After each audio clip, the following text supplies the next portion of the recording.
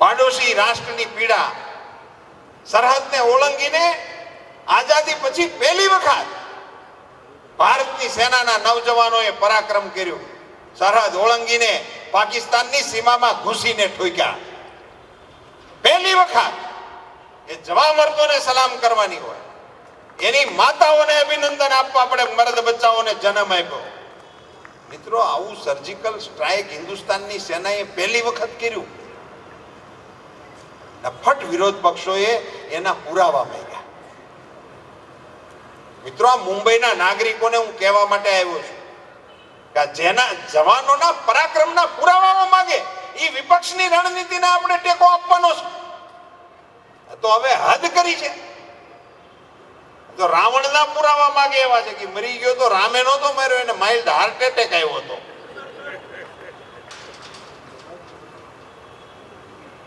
એના પુરાવા માંગવાના હોય.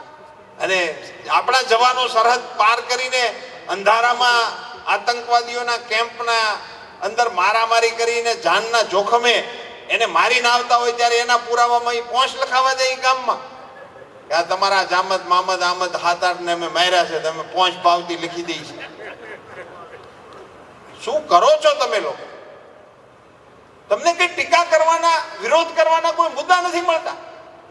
મિત્રો, આ નોટબંધીની ઉપર આટલું મોટું કરુણ રુદન કરનારા વિરોધ પક્ષના લોકોએ સંસદની અંદર એક નેતાએ ઉભા થઈને એમ નથી કીધું કે આ નિર્ણય ખોટો છે. હું ત્યાં સંસદનો સાક્ષી છું. એક પણ નેતાએ નથી કીધું, ઇન્ક્લુડિંગ કોંગ્રેસ. ત્યાં શું બોલે છે? નિર્ણય તો દેશના હિતમાં, निर्णय तो काला बाजार के सामने हमारा भी समर्थन है, मगर मोदी जी आपने जल्दी कर दिया. तमने टपाल लिखी कि आवता आहाड़ महीने थी अमे आ करवाना छे. आ लोकोने समजावવું કેવી રીતે મારે?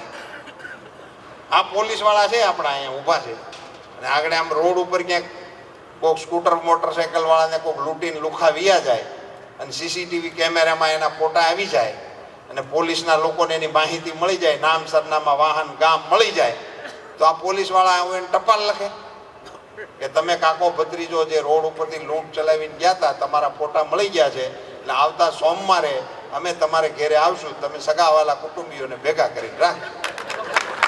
આ લોકો એવું કરવાનું અને આવી ટપાલ લખે તો એને હાજર રહે એનું સ્વાગત કરવા? હે, એ તો ઠેકીને દુબઈ ભેગા થઈ જાય.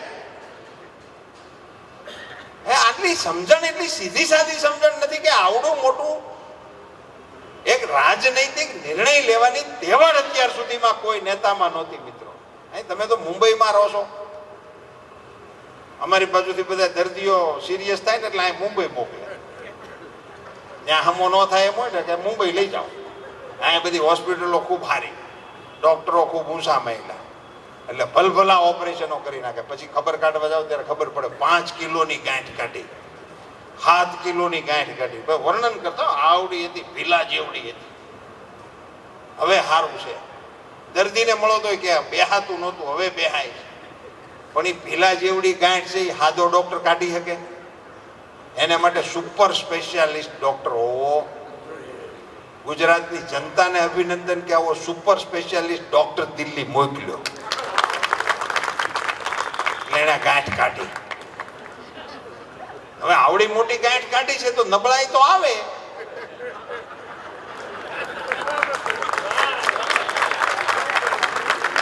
આ બાટલા ચડાવીશું, થોડાક દી મગનું પાણી પીશું, ઘોડાવાળા એવો થઈ જાય.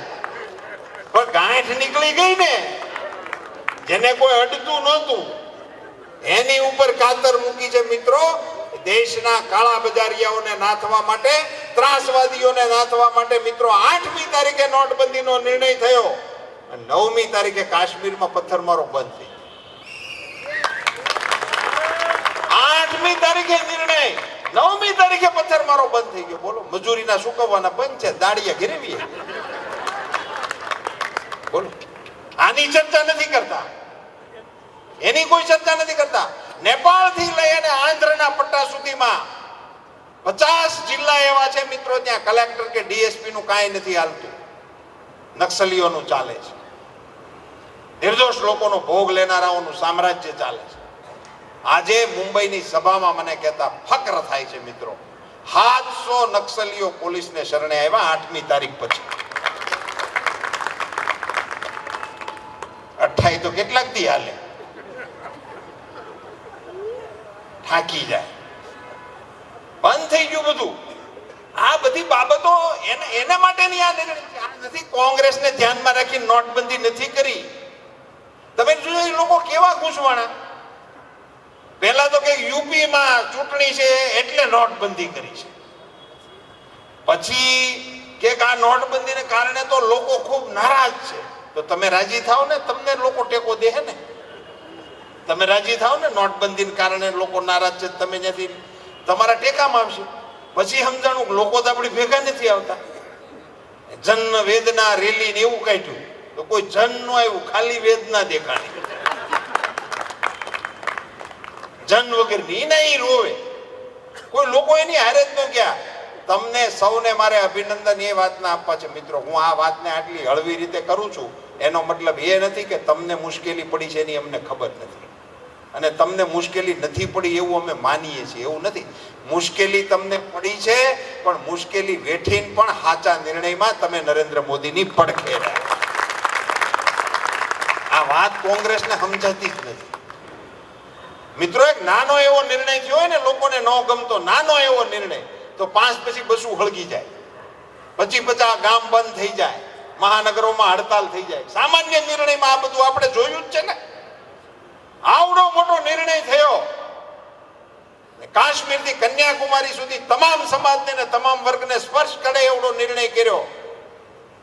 મિત્રો, આ દેશની જનતાને વંદન કરવા પડે કે એક પણ અનિચ્છનીય બનાવ ના બને. ઘણા ઉંબાડિયા કર્યા. ઓલી લાઈનો લાગતી હતી ને, તો લાઈનોમાં પૂગે, લાઈનોમાં હળી કરવાની કોશિશ કરી. લાઈનો વાળાએ કીધું અમે અમારું કરી લેવું. અમે 70 જાતની લાઈન માટાણ સુધી હતા, ત્યાં 18મી વધારા. કેરોસીનની લાઈન, રેશનિંગની લાઈન, કાળા બજારની ટિકિટ લેવાની લાઈન. અરે એક તેલ કાઢ્યું હતું એનડીડીબી ધારા કરીને સિંગતેલ, એની લાઈન. અરે એક ગેસનો બાટલો મિત્રો, આ દેશમાં કેવડું પરિવર્તન થઈ ગયું જાણો છો. સંસદ સભ્યને 25 કૂપન મળતા હતા. એક સંસદ સભ્ય હોય ને 25 કૂપન ગેસના મળતા હતા. તે આખો જિલ્લો એ સંસદ સભ્યને લોદર તોડે કૂપન મેળવવા. 25 જણાને એક ગેસના કનેક્શન મળે એક સંસદ સભ્યની ભલામણને કારણે. શું વ્યવસ્થાઓ આ દેશમાં કરી આ લોકોએ 60 વર્ષ. હવે આપણી ટીકા કરે છે ને આપણા વડાપ્રધાનની ટીકા કરે છે. મિત્રો, નરેન્દ્રભાઈ મોદીએ બહેનોની આંખમાં ધુમાડો ના જાય એટલા માટે 5 કરોડ કનેક્શન આપવા માટેનો નિર્ણય. ક્યાં 25 કનેક્શન અને ક્યાં 5 કરોડ. કેવડા કેવડા ફેરફારો થઈ ગયા છે મિત્રો. અને આ પ્રકારની જ્યારે રાજનીતિમાં પરિવર્તન આવ્યું ને, મહારાષ્ટ્રના અને મુંબઈના નાગરિકોને મારે વધાઈ તો એ વાતની આપવી છે કે જે પ્રકારે સ્પષ્ટ બહુમતીથી દિલ્હીની ગાદી આપી, એ જ પ્રેમ અને ભાવથી તમે મહારાષ્ટ્રની ગાદી ઉપર ફડણવીસને બેહાડ્યા. મિત્રો, દેવેન્દ્રભાઈને મુખ્યમંત્રી બનાવ્યા પછી મુંબઈમાંથી ને મહારાષ્ટ્રમાંથી મને એવા સમાચાર આવે છે કે હવે ફાઇલની તો ભલામણ નહોતી કરીને, કોઈને કંઈ કીધું નહોતું અને સમજાય નહોતા તોય મંજૂર થઈ ગઈ. ભાર્ગવભાઈ કટની વાત કરતા હતા, પણ અમારો મુખ્યમંત્રી દેવેન્દ્ર ફડણવીસની સામે એક પણ આંગળી હજી સુધી કોઈ ઊભી નથી કરી શક્યો એવો મુખ્યમંત્રી તમે આપ્યો છે.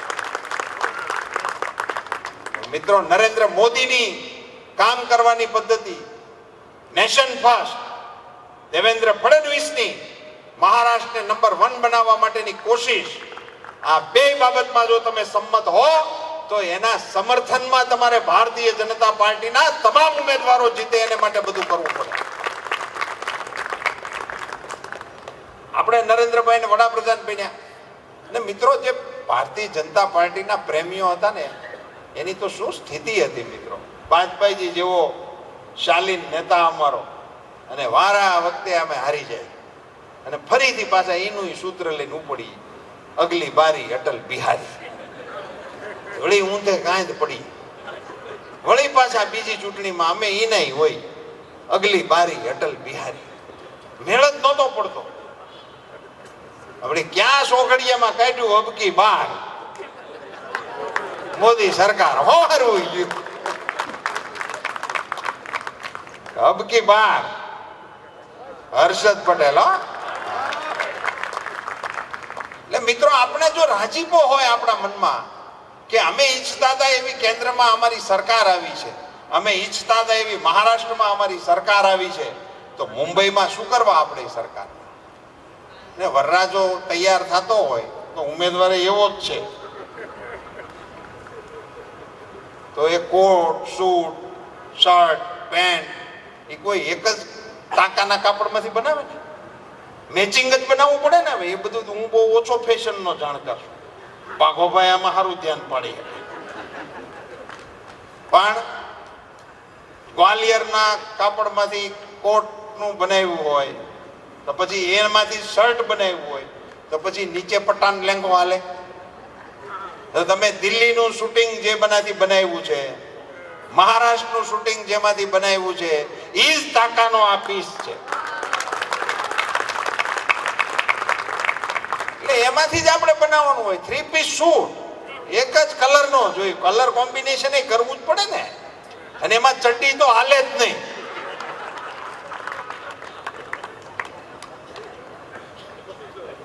મિત્રો, આ દેશની રાજનીતિને ઈમાનદારીના સથવારા સાથે ચલાવવાની, વિકાસની વાટે ચલાવવાની યથાશક્તિ, ઈચ્છાશક્તિ ને રાજશક્તિ આ દેશના એકમાત્ર નેતા નરેન્દ્ર મોદીએ કરી છે. એટલે પોલિટિક્સની અંદર ચૂંટણી સભાઓમાં વિકાસ એ ચર્ચાનો મુદ્દો જ નહોતો. હવે બધાને વિકાસની જ વાત કરવી પડે છે. વિકાસને રાજનીતિની ચર્ચામાં સ્થાપિત કરવાનું શ્રેય આપણા નરેન્દ્રભાઈને જાય છે. જ્યારે આપણા નરેન્દ્રભાઈ આ દેશનો ડંકો દુનિયામાં વગાડવા માટેનો પરિશ્રમ કરી રહ્યા હોય, દેવેન્દ્ર ફડણવીસ એ મહારાષ્ટ્રને ભારતનું નંબર 1 રાજ્ય બનાવવા માટેની મથામણ કરી રહ્યા હોય, પારદર્શી રીતે વહીવટ ચલાવી રહ્યા હોય, ત્યારે મુંબઈ મહાનગર પણ ભારતીય જનતા પાર્ટીના કાર્યકર્તાઓના હાથમાં આપ સોંપો અને મેયર, મુખ્યમંત્રી અને વડાપ્રધાન એક જ ચેનલના હોય એ દ્રશ્યોને વધાવવા માટે હું પણ તમારી વચ્ચે ક્યારેક આવું એવી આપ સૌની પાસેથી હું અપેક્ષા રાખું છું. 21મી તારીખ છે, હવે બહુ જાજા દિવસો છે નહીં. આપ થોડો શ્રમ લેજો, થોડીક મહેનત કરવી પડે. એમનેમ કોઈ કામ બનતું નથી. 21મી તારીખે આપણે ઉતારી અને આ ભાઈ ચૂંટાઈ જાય એવું ન બને. 21મી તારીખે આપણે વહેલા ઉઠવું જોઈએ, આપણો મત પડી જાય એની કાળજી રાખવી જોઈએ. આપણે ઓળખતા હોય એ મત દી આવે એની વ્યવસ્થા કરવી. એ વ્યવસ્થા હર્ષે જ કરવી, ભાર્ગવભાઈ જ કરવી એવું ના હોય. એ થોડુંક કામ જાનૈયા હોય હોતે કરવું જોઈએ. ખરેખર તો વરરાજાએ તો મીંડોળ બાંધીને બેહવાનું હોય, તો ભાર મારે. ખરું કામ તો ગીત ગાવાનું કામ જાનૈયા હોય કરવું જોઈએ. એટલે આપણે 21મી તારીખે જાનૈયા બનીને વાતે ગાતે આ ટીકા ટિપ્પણમાં ગાળી ગલોચમાં પડવાની જરૂર નથી. હમણાં એની થોડીક મોસમ નીકળી છે, મન ફાવે એવી બધા હોપડાવે છે. સભામાં સારું લાગે પણ જાહેર જીવન માટે આ ઈચ્છનીય નથી. અને ગાળું બોલવાને ક્યાંય કોચિંગ ક્લાસ આવતા નથી, બધાને આવડતી જ હોય છે. એટલે એમાં દેવી એવું કઈ ફરજિયાત ન હોય, એવું કોઈ જરૂરી નથી. અને આપણે ન દી તો જેને દીધી હોય એની પાસે એની ડિપોઝિટમાં રહે. અને આપણે એને ઉગવણી એની ન કરવી, આપણે એને કેશ નથી કરવી. એમાં પડ્યા સિવાય 21મી તારીખને ઉત્સવના રૂપમાં મનાવો. ગાતા ગાતા, ગીત ગાતા ગાતા, ઢોલ ત્રાસા સાથે મતદાન કરવા માટે બધી જ જગ્યાએથી લોકો નીકળે. ને મિત્રો, મતદાન નાની ચીજ નથી. આપના એક મતને કારણે હિન્દુસ્તાનની રાજનીતિ ફરી જાય. એવડું મોટું કિંમતી મતદાન તમે કરવા જાઓ તો એકલા ના જતા. અહીંયા જેટલા વડીલો, ભાઈઓ, બહેનો ઉપસ્થિત છે, ભાઈઓને વિનંતી છે કે ઘેરે જઈને ઘરવાળાને વિનંતી કરજો. પૂછશે તો ખરા ક્યાંય ગયા હતા, ત્યારે કહેજો સભા હતી ભાજપની, રૂપાલા આવ્યો તો રૂબરૂ, એણે વાત કરી છે કે 21મી તારીખે આપણે બે હાથમાં હાથ નાખીને મત દેવા જવાનું છે. કહેશો? બધા કહેશો? હા પાછળ હાથ ઊંચા કરે છે જુવાનડા, પણ એને દશેકની સગવડ ખબર નથી. કઈ વાંધો નહીં, ટેકો કરજો. આ જેને નથી સગવડ એને આવતી ચૂંટણી સગવડ થઈ જાય એવી હું ભગવાનને પ્રાર્થના કરું છું. બહેનોને પણ વિનંતી છે કે આપ પણ ઘેરે જઈને કહેજો કે આપ કિંમતી સમય ફાળવીને અન્ય ધંધામાં ગયા હતા એટલે આપ અહીંયા હાજર નહોતા રહી શક્યા, પણ આપણે મતદાન દેવા માટે આવી રીતે જવાનું છે. આવું કહેશો તો એક ફાયદો એ થશે કે મારી સભા એમનેમ બમણી થઈ જાય. તમે ઘેરે જઈને કહેવો એટલે સભા ડબલ થઈ જશે. અને 21મી તારીખે જો તમે નીકળવાના હો આ જ રીતે લક્ષ્મીનારાયણ સ્વરૂપે ગાતા વજાતા જો મતદાન કરવા જવાના હો તો હું મારા કાર્યકર્તાઓને માનની મંત્રીશ્રીને ભલામણ કરતો જાઉં છું, વિદ્યાબેનને, કે તમે આ લોકોના બૂથમાં વિડીયો વાળાને રાખો અને આ લોકો આ રીતે મતદાન કરવા નીકળતા હોય તો એ વિડીયોને હવારમાં જ અપલોડ કરો. નરેન્દ્રભાઈ દિલ્હીમાં બેઠા બેઠા જોવે કે ગોરેગાંવમાં લક્ષ્મીનારાયણ સ્વરૂપે મતદાન થઈ રહ્યું. આ દ્રશ્યો 21મી તારીખે આપણે સૌ સાથે મળીને ઉજવીએ એ પ્રકારની વિનંતી કરીને વિરમું છું. વંદે માતરમ. ધન્યવાદ રૂપાલાજી. આપશ્રીએ કીધું સરકાર